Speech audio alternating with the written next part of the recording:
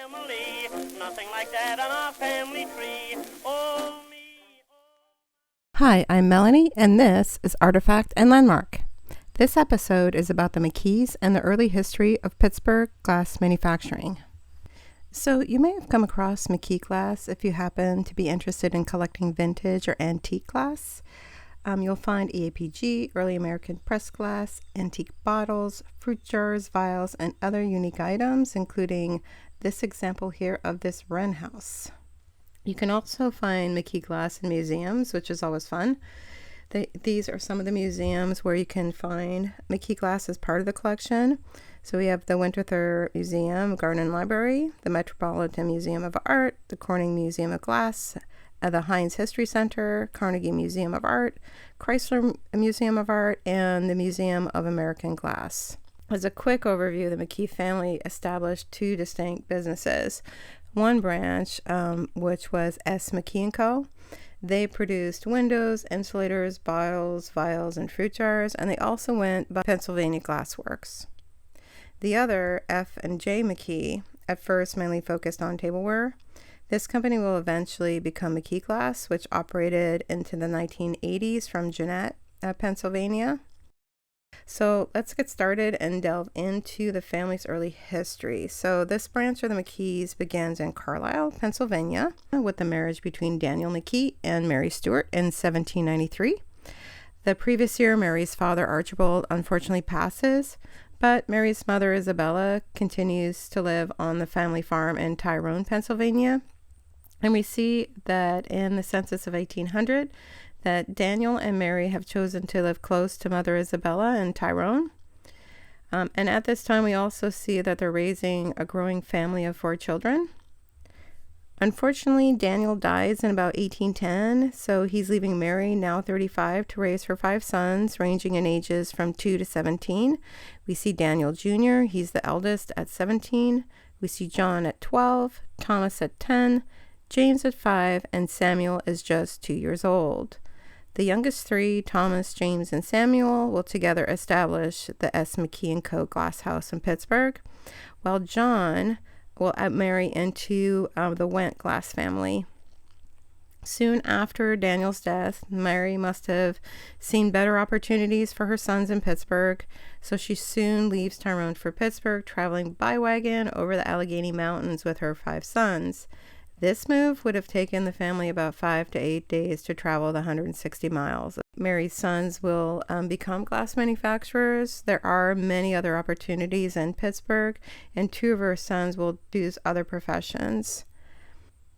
So at the time of the McKees' arrival, Pittsburgh was experiencing growth, and this was because the U.S. was expanding west, and Pittsburgh was ideally situated because of the rivers to be a gateway to bring both goods and people down those rivers to these expanding areas. This was also a period of great innovation. We see a boom in the use of steam, both in manufacturing and on the rivers. Pittsburgh will see their first steam-powered flour mill in 1809, which is owned by George Evans. We also see the first steam-powered boat manufactured west of the Alleghenies in Pittsburgh. So the name of this ship was in New Orleans, and it launched in 1811. That same year in 1811, we see the founding of a new town called Birmingham. And this new development, Pittsburgh, will be where the McKees spend most of their lives. We also see businessmen organizing to build bridges across the rivers, but it would be about a decade before we see any of these completed. So for now, the McKees and everyone else in Pittsburgh are using ferries and boats to cross the rivers. One additional event to mention is, of course, the War of 1812, which did boost the economy both in Pittsburgh and in the U.S. due to the embargoes.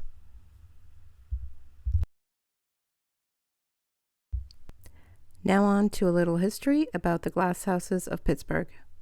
What's unique about the history of Pittsburgh's glass industry is that it managed to persevere, overcoming the many economic and manufacturing difficulties that caused other regions to fail. A great deal of thanks is actually owed to General James O'Hara, who continued to invest in the business. Often he became very frustrated by the progress of the business as well as the attitude of his glass workers. Although General James O'Hara and his initial partner had no experience in glass manufacturing, they did manage to attract skilled workers to the area. So these workers would ultimately form their own glassworks and become the fathers-in-law to two of the McKee brothers, paving their way into the glass business.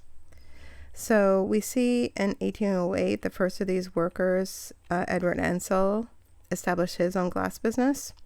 He ends up selling his works to the Bakewells. And then by 1812, we see him as establishing a new glassworks with other workers from the O'Hara in the new town of Birmingham, a few miles down the river. This is most likely where the McKee brothers worked, and this was their home for most of their lives.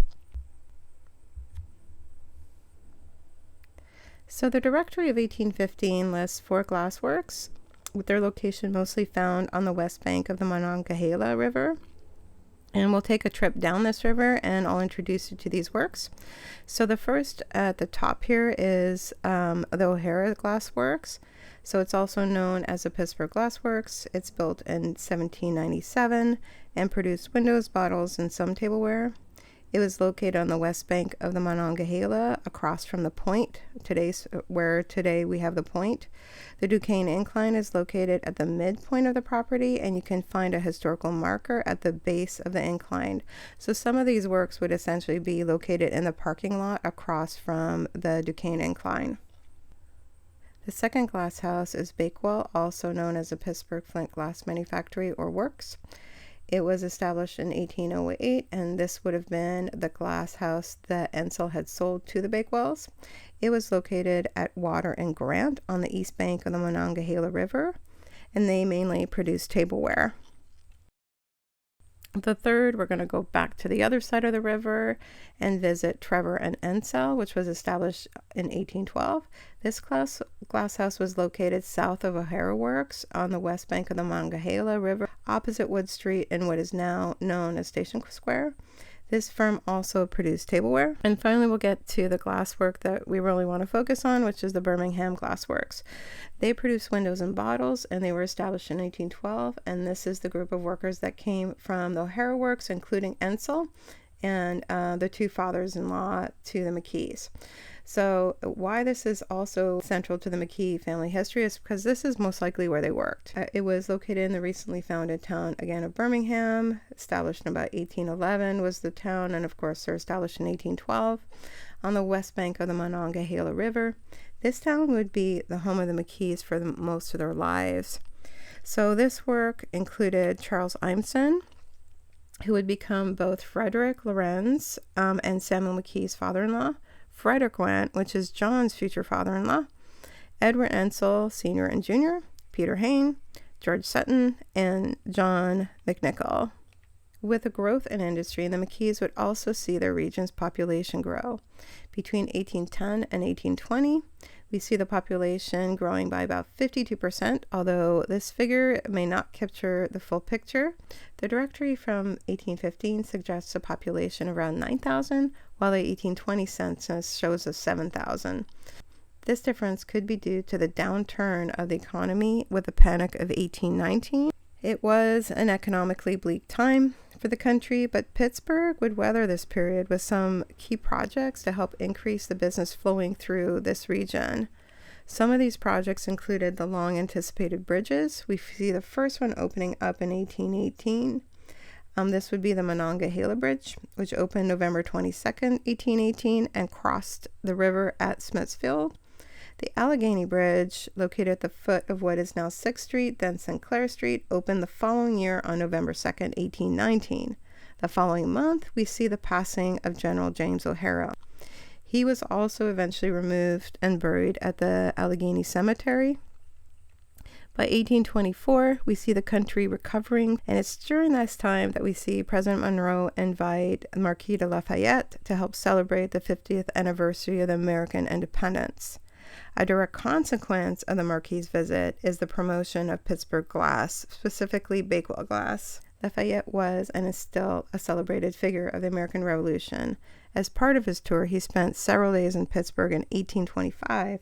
Lafayette's personal secretary during the trip, Auguste Levasseur, and he recounts the impression of Lafayette when he was observing some of the glasses that were presented to him. So he says some patterns of which were presented to him, the glass, that for their clearness and transparency, they might have been admired even by the side of the glass of Baccarat. And luckily we have samples of these glasses or examples of these glasses at different museums. And we also have a Baccarat example from the same era, so we can kind of judge them side by side. So on view online and in Gallery 704 of the Met at Fifth Avenue are some of Bakewell's glasses gifted to Lafayette. One tumbler was gifted by his foster brother, Dr. Felix Bruno, a resident of Pittsburgh, and it features a sulfide portrait of Andrew Jackson at the bottom. Another showcased a cameo of Lafayette. To compare, we traveled to the Toledo Museum, and they have a couple of Baccarat commemorative plaques with sulfide cameos of Marie Antoinette and Louis XVI from the same period, so that 1830 period. And I'd suggest they're actually quite similar. It seems these glasses were also a sort of souvenir, since Bakewell advertised them for sale in 1825. In 1826, the year following Lafayette's visit, Samuel Jones publishes a new directory for Pittsburgh.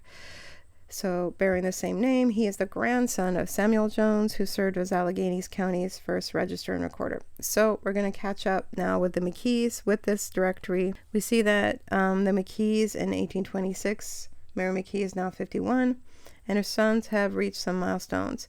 Daniel, the eldest, is 33 and is married to Louisa. John, aged 28. He marries Charlotte Wendt, the daughter of Frederick Wendt, in 1825. Thomas is now 26 and married to Harriet Zilhart. James is 21, and Samuel is now 18. With this directory, we find that most glasses have survived the downturn in the economy. And so we'll revisit the glass houses. Pittsburgh Glass Works, this is the O'Hara Glass Works, is now being run by Frederick Lorenz, who marries Catherine Ihmsen, Charles Ihmsen's daughter. Samuel McKee will also marry into the Ihmsen families. So Frederick Lorenz and Samuel McKee will become brothers-in-law by marriage. Frederick Lorenz has also taken charge of the old glass house of Trevor and Ensel. So we have a new entrant. We have the Starbridge Glass Works. And it's established by John Robinson in 1823. It's very close to the Bakewell Glassworks at Ross and 2nd Street, now 2nd Avenue. And then we have the Birmingham Glassworks, and it's now operating under Wendt, Ensel, and Ihmsen. We have Bakewell, Page, and Bakewell. As an interesting additional note, in Birmingham, this is the McKee's home, they have a population of about 459, and this is just a fraction of the 10,000 in Pittsburgh. So what comes next is a time of change for the glass industry in general in Pittsburgh.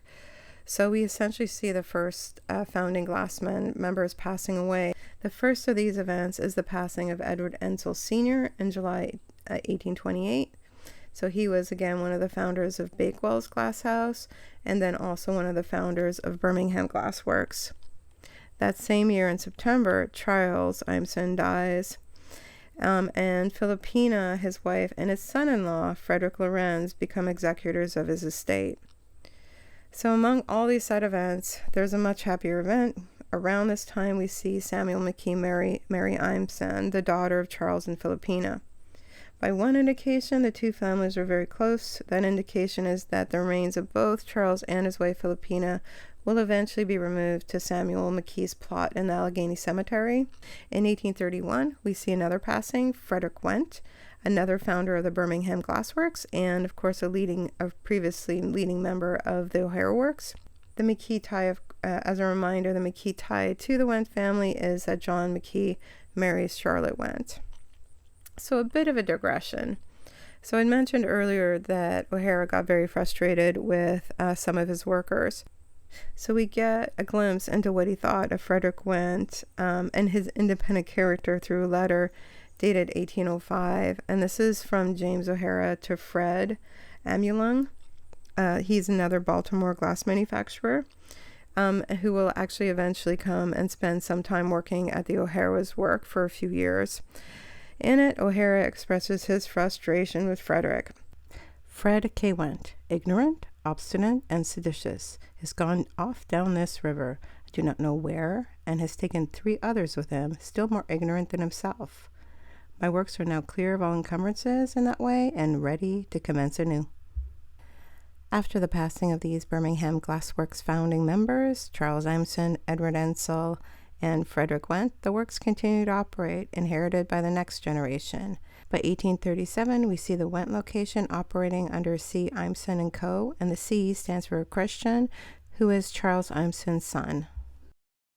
Around this time, we see Samuel McKee establish the Pennsylvania Glass Works, also known as S. McKee Co., with brothers James and Thomas.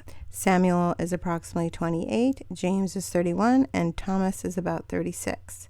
They manufacture window glass, bottles, and vials in Birmingham at what is now Armstrong Field at 12th and Sarah Streets on the south side. This would be the location of the glasswork for its lifespan, and this early map view from 1852 shows the location. Although the works are in Birmingham, of course, the style of that time was that they would have their warehouses in Pittsburgh. So S. McKee Co., of course, they're going to have their warehouses and offices on the east bank of the Monongahela, first on Wood near Virgin Alley, which is now Oliver Avenue, then at 2nd Street, now Boulevard of the Allies, between Wood and Market, and finally at 62 Water Street, which is now Fort Pitt Boulevard. We have this table too, where we can now see in 1837 some of the glass houses, and you can see that Samuel is essentially manufacturing side by side by his brothers-in-law's firms of Frederick, Lorenz, and Christian Ihmsen. So in 1841, we see Mary Stuart McKee, the matriarch, die at the age of 66. She is eventually removed to her final resting place at the Thomas McKee plot, again at the Allegheny Cemetery. We see the first son die in 1844. Daniel dies after a long illness. I'm not sure what the illness was. He leaves behind a wife, Louisa, and a young family, and some of these sons will end up working in the glass houses, but will eventually go on to other things. The next year in 1845, a fire consumes part of Pittsburgh. So we have a map here that shows the affected area, and it's on the east bank of the Monongahela. Most, if not all, the glass warehouses, including Samuel McKee's, were destroyed. Although the Monongahela Bridge connecting Pittsburgh to Birmingham burns, the borough is untouched by the blaze. Pittsburgh rebuilds, it's said, within months. In 1846, we see another matriarch die. Philippina Ihmsen passes. And again, she's both the mother to Mary McKee, Samuel's wife, and Catherine Lorenz, Frederick's wife. In 1850, the 4 remaining brothers are John, he's now about 52, Thomas is 50, and he's actually guiding his children, Frederick and James, to establish their own glass house. James is 45 and still a partner of S. McKee Co., and Samuel is 42 years old. So the 1850 census lets us get a peek into Samuel's home life and children. We also see that his brother James is living with Samuel. At this time, his homes would be on Carson Street between what was called Oliver and Gregg, and which is now 6th and 7th Streets. Samuel's sons will all join the glassworks, as well as Samuel's son-in-law, Robert Wallace. And we see in the 1860 census that Uncle James McKee is living with Robert Wallace. So going back to the census of 1850, we also get a peek into Thomas's family. We can see that Frederick is already in the glass manufacturing business. He has entered into a partnership with his brother James and James Bryce. Frederick leaves the partnership in 1853, and James soon follows, leaving it in 1854. Frederick and James will then form their own glassworks, F and J McKee, in 1853. The glassworks will eventually become McKee Glass of Jeannette, Pennsylvania, which eventually closes in the 1980s. By the end of the Civil War, we see Samuel as the only son that remains from the union between Daniel McKee and Mary Stuart. John dies on June 11th, 1863. James dies in about 1864. Thomas dies on June 2nd, 1864. That's it for this episode. Join me next time.